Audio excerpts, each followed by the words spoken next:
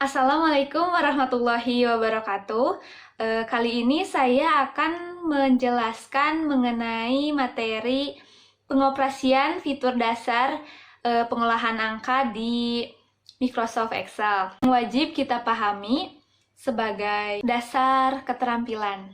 Karena pengetahuan mengenai Microsoft Excel ini juga penting agar adik-adik mudah memahami penyampaian materi kali ini, maka mungkin alangkah lebih baiknya kita langsung mempraktekkan saja. Kalau tidak, adik-adik bisa mencatat materi yang akan disampaikan, atau mungkin mempraktekkan langsung di komputer masing-masing. Oke, kalau begitu mari simak penyampaian materi kali ini.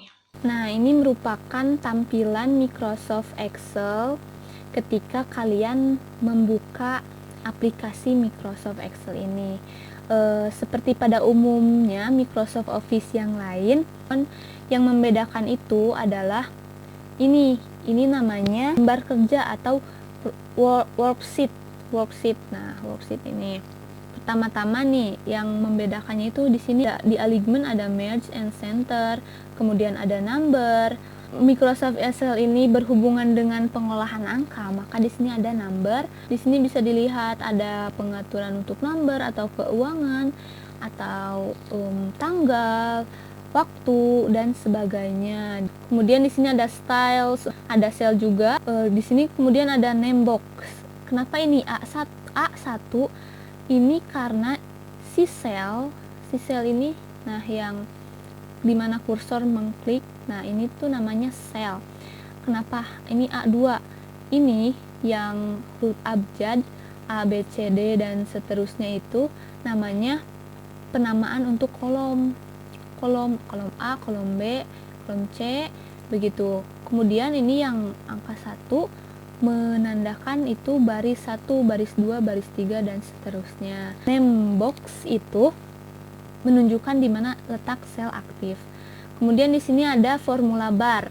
Formula bar itu untuk memasukkan kalimat yang akan ditulis ataupun rumus-rumus. Kemudian yang bedanya juga ini ada sheet. Nah, sheet. Untuk menambah sheet seperti ini, kalian tinggal klik tanda plus ini new sheet. Nah, nanti menambah tuh sheet 3, sheet 1 ya. Klik kanan untuk menghapus, mengganti namanya seperti table, data siswa seperti itu. Itulah fungsi sheet. Jadi suatu dokumen dalam satu file. Begitu. Untuk lebih jelasnya mungkin kita langsung saja praktek ya. Di sini saya sudah membuat tabel. Jadi coba kita perhatikan. Nah, ini kan tadi di tengah-tengah terlihat rapih ya.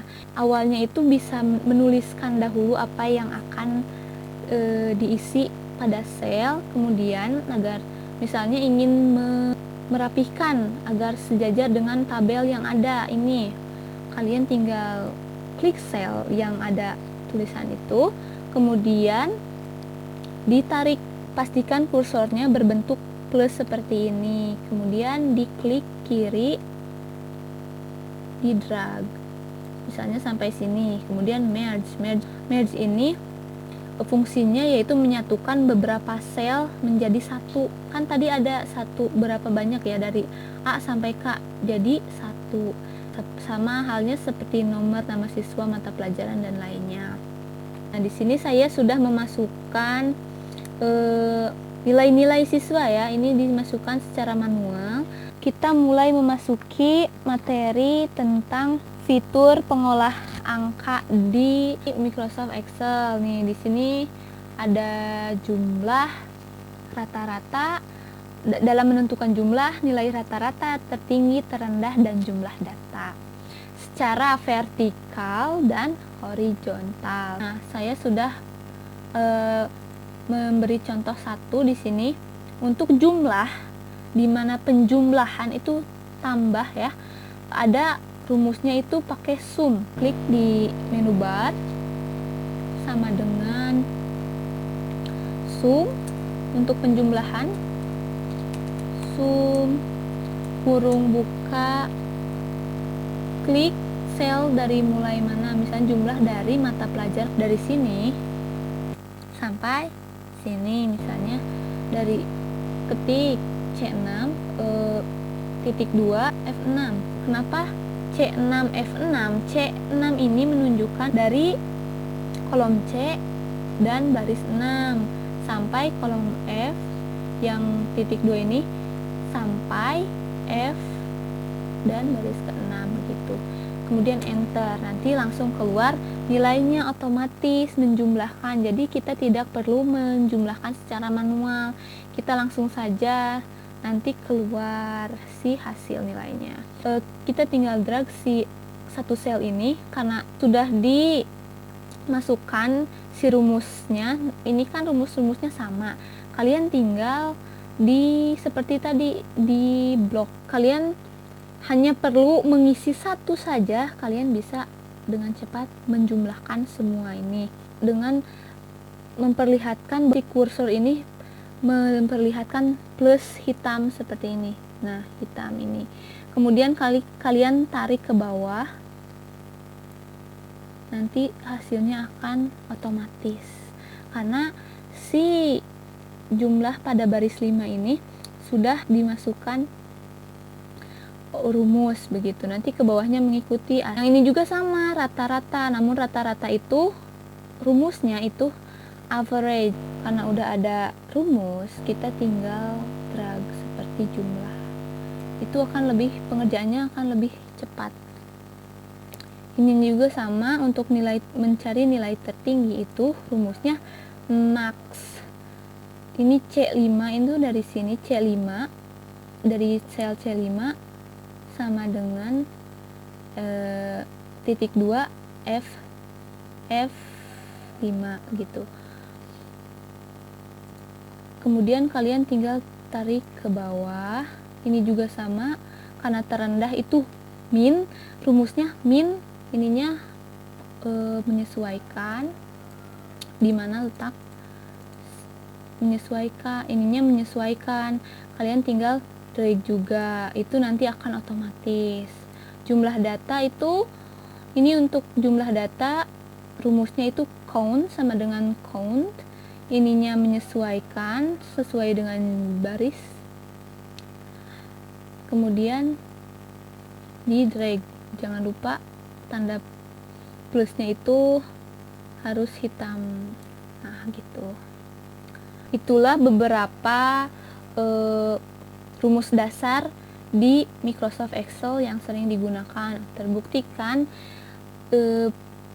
pengolahan angka menggunakan Microsoft Excel itu lebih lebih efektif gitu.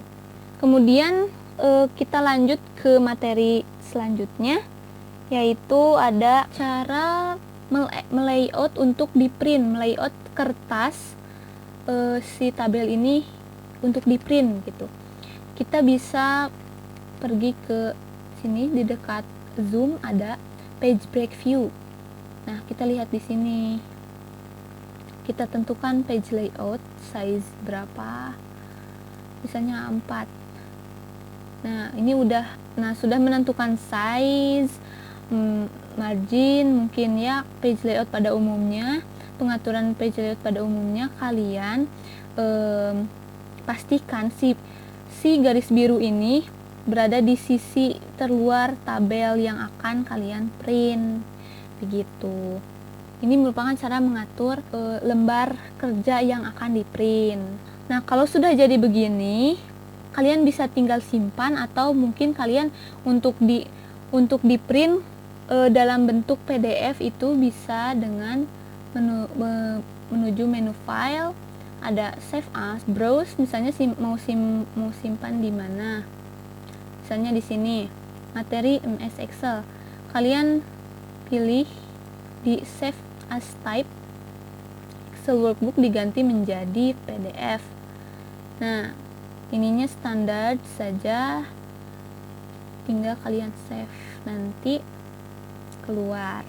Mungkin sekian materi kali ini yang bisa saya sampaikan. Semoga bermanfaat untuk kalian yang menonton, dan Terima kasih sudah menonton dan selalu semangat untuk terus belajar. Karena dari belajar, mempraktekannya, kita dapat paham apa yang telah kita lakukan, apa yang telah kita pelajari.